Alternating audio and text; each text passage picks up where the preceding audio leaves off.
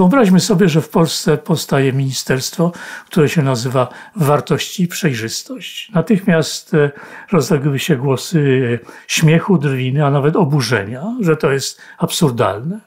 No, w Polsce byłoby absurdalne, a w Komisji Europejskiej, jak się okazuje, nie jest.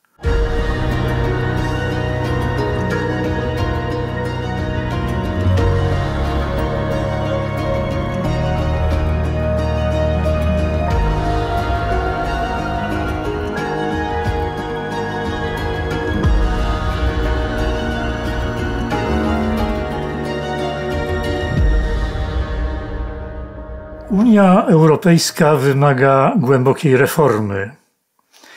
Dlaczego? Już mówiłem, ale powtórzę swoją tezę.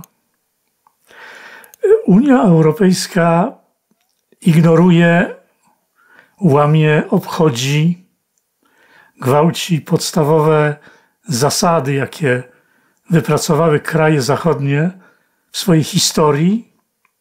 Zasady, które umożliwiają dobre, harmonijne i bezpieczne funkcjonowanie instytucji politycznych. Ostatnim razem mówiłem o swoistej bombie atomowej, jaka znajduje się w artykule 1 Traktatu Unii Europejskiej.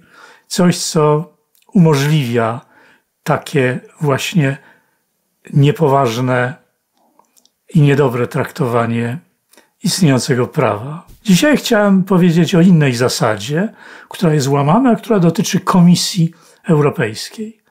Ale zanim powiem o owej zasadzie, parę słów o samej Komisji. Czym jest Komisja Europejska?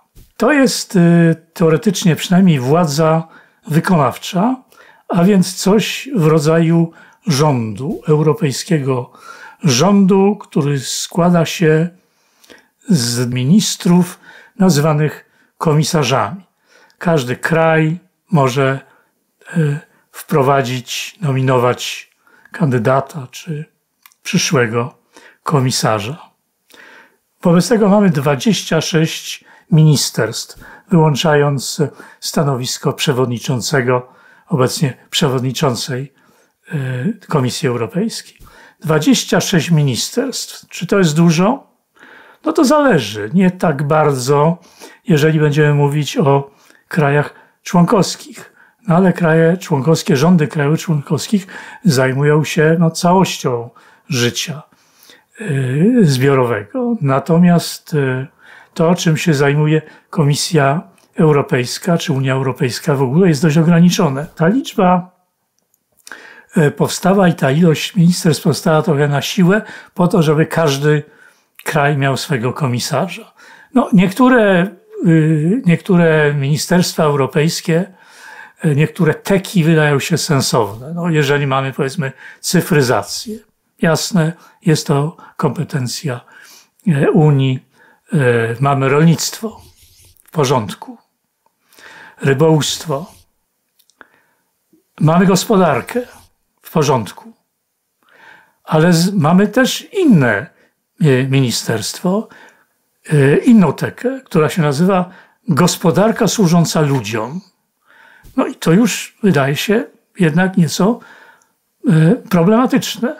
Mamy też takie teki, które brzmią dziwacznie. Wartości i przejrzystość.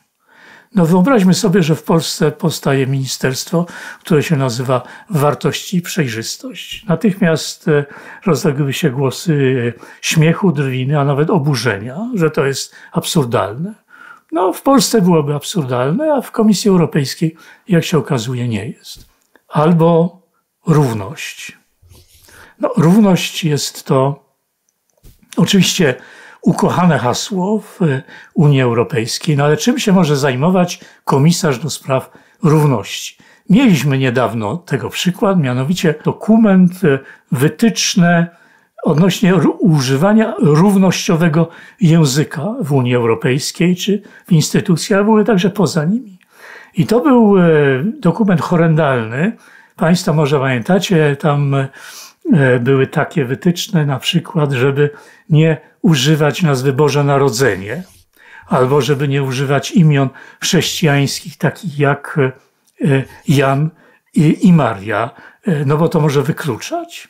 Ten dokument został dość szybko wycofany z powodu oburzenia, ale że on powstał, to w ogóle jest zdumiewające. Ogromna ilość ludzi, urzędników pracowała nad tym dokumentem i właściwie pani komisarz od równości, która to podżyrowała czy podstemplowała, powinna zostać wyrzucona natychmiast i to z wilczym biletem. Mamy komisarza do spraw demokracji i demografii. No, niby brzmi trochę rozsądnie, tylko że Komisja Europejska nie ma żadnych właściwie narzędzi do zmiany trudnej, niedobrej sytuacji demograficznej w Europie. A tak naprawdę Unia Europejska nie jest zainteresowana demografią, bo Unia Europejska nie lubi, jak małżeństwa mają liczne dzieci, bo to podobno szkodzi klimatowi. Mamy komisarza do spraw promocji europejskiego stylu życia. No, to jest nazwa dość dziwna. Na początku wywołała pewne kontrowersje. No, europejski styl życia. Europejski styl życia, o co tu chodzi? Tak naprawdę powinno być tam słowo tożsamość. Promowanie europejskiej tożsamości. Ale przecież Unia Europejska nie zajmuje się promowaniem europejskiej tożsamości. Unia Europejska zajmuje się kreowaniem nowej tożsamości. Ta komisarz, który ma tę tekę, do jego obowiązków należą problemy migracyjne. Otóż polityka migracyjna Komisji Europejskiej jest taka, że tej europejskiej tożsamości szkodzi, a nie ją promuje. Mamy zatem trochę tych ministerstw absurdalnych, a ponieważ są, wobec tego muszą się czymś zająć. Żeby były najbardziej absurdalne, to muszą pokazać, że coś robią. Jeżeli weźmiemy tę tekę, która się nazywa wartości i przejrzystość, tę tekę ma w swoim posiadaniu pani komisarz Jourová, Czeszka. Ja pamiętam panią komisarz Jourową kilka kadencji temu, jak ona startowała po raz pierwszy na stanowisko komisarza, wypadła fatalnie. Właściwie powinna zostać odrzucona według powszechnej opinii. Jakoś tam ją przyjęli, litując się nad nią. No i proszę, urosła. Teraz później pojawiła się w kolejnej kadencji, kolejnej i teraz mamy właśnie panią Jourową, która zajmuje się wartościami i przejrzystością. Do pani komisarz Jourowej wrócimy za chwilę, a teraz chciałem jeszcze raz, chciałem powrócić do tego głównego wątku, to znaczy o tej zasadzie, która tutaj jest łamana. Jaka to jest zasada? To jest zasada dystrybucji władzy. Zasada bardzo prosta, która mówi tak, im większa legitymacja demokratyczna, tym więcej władzy. Największą legitymację demokratyczną mają ci, którzy są wybierani w powszechnych wyborach. Jeżeli weźmiemy za przykład prezydentów państw, to tych prezydentów wybiera się czasami w wyborach powszechnych, a czasami się czasami parlament wybiera prezydentów. Otóż jeżeli prezydenci są wybierani w wyborach powszechnych, to mają władzę dużą, czasami jak we Francji czy w Stanach Zjednoczonych bardzo dużą. Jeżeli prezydenci wybierani są przez parlamenty, to ich władza jest mała, praktycznie żadna. Zajmują się głównie obowiązkami, powiedziałbym, dekoracyjnymi czy reprezentacyjnymi. Komisja Europejska nie jest wybierana w wyborach powszechnych, jest wybierana przez Parlament Europejski, czy właściwie akceptowana przez Parlament Europejski. Dlatego jej legitymacja demokratyczna jest znikoma, jest bardzo niewielka. I co się okazuje? Nagle ci komisarze, gdy już wybór zostanie dokonany, stają się jakimiś nadministrami, a sama komisja uzurpuje sobie prawo, żeby być superrządem. To jest absolutny gwałt na tej regule, która się wydaje kluczowa dla systemu demokratycznego. Ta władza komisji jest po części wynika z uzurpacji, a po części jakieś ma podstawy w tekstach traktatu. Jeżeli przywołamy znowu nieszczęsną panią komisarz Jourową, której teka jest tak naprawdę pusta czy próżna, no to ona się musi czymś wykazać. I ona się wykazuje tym, że prowadzi walkę z polskim rządem i ona wydaje polecenia polskiemu rządowi. Ba, nawet wydaje polecenia polskiemu parlamentowi. Komisarz, który nie ma żadnej czy znikomą legitymację demokratyczną, wydaje polecenia,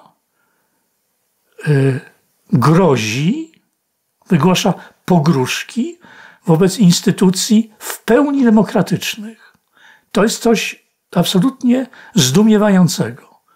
A nawet wypowiada pogróżki pod adresem Trybunału Konstytucyjnego. Podobnie zresztą robią inni komisarze. Komisarz Reynders, Belg, który ma tekę sprawiedliwość. Sprawiedliwość nie jest w kompetencji Komisji Europejskiej. To słowo się tam w jakimś momencie pojawia wśród tych kompetencji łączonych, ale Komisja Europejska nigdy się do tego nie wtrącała, bo to jest kwestia krajów członkowskich. Więc znowu ten komisarz nie ma właściwie nic do roboty. No, gdyby chciał rzetelnie wykonywać swoją pracę, no to by siedział, nic nie robił. Tylko żeby się czymś wykazać, on też prowadzi prawem kaduka zupełnie wojnę z polskim rządem i też rozkazuje, krytykuje, wydaje polecenia, grozi, napomina. We need to be very aware about any possible breach to the rule of law. We need to be very attentive to a correct functioning of a rule-based order in the EU if we want to be credible when we ask to order to follow the rules like Russia in Ukraine. If it's not, we impose sanctions on Ukraine. If we have problems in the EU, we need also to react.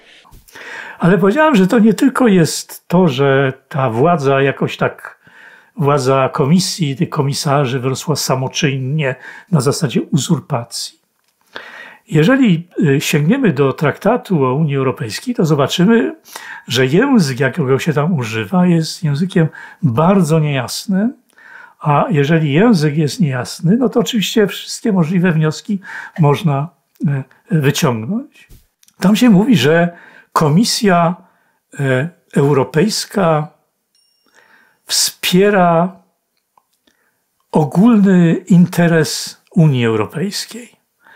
No przepraszam bardzo, cóż Komisja ma do tego? Ogólny interes Unii Europejskiej jest wypadkową tego, czego się domagają i co ustalają ciała kolegialne, przedstawiciele rządów, ministrów, to może być Rada Europejska, to może być Rada Unii Europejskiej, czyli ta Rady Ministerialne. To są różne sposoby. Mamy tam powiedziane jeszcze, że Komisja Europejska czuwa nad stosowaniem traktatów. I znowu ciało będące władzą wykonawczą ze słabą legitymacją demokratyczną zostało strażnikiem traktatów. A jaką mamy kontrolę nad tymi strażnikami? Kto pilnuje strażników? Kto stoi na straży strażników? Że zacytuję stare jeszcze z czasów rzymskich powiedzenie. Otóż właściwie Komisja Europejska nie jest kontrolowana, czy nie może być kontrolowana przez rządy, czy przez parlamenty krajowe. W związku z tym robi, co chce. Zatem Komisja Europejska nie może być, i to powinno być zmienione w traktatach, musi to być zmienione. Komisja Europejska nie może być strażnikiem traktatów. Komisja Europejska może być i powinna być sługą traktatu. Ona jest od tego, żeby służyć, żeby wykonywać rzeczy, programy, które są dostarczone jej przez instytucje mające legitymację demokratyczną. Ta cała sprawa się jeszcze pogorszyła w ostatniej kadencji, kiedy na czele Komisji Europejskiej stanął Jean-Claude Juncker, który powiedział wtedy rzecz niezwykłą, mianowicie powiedział, że jego komisja będzie komisją polityczną.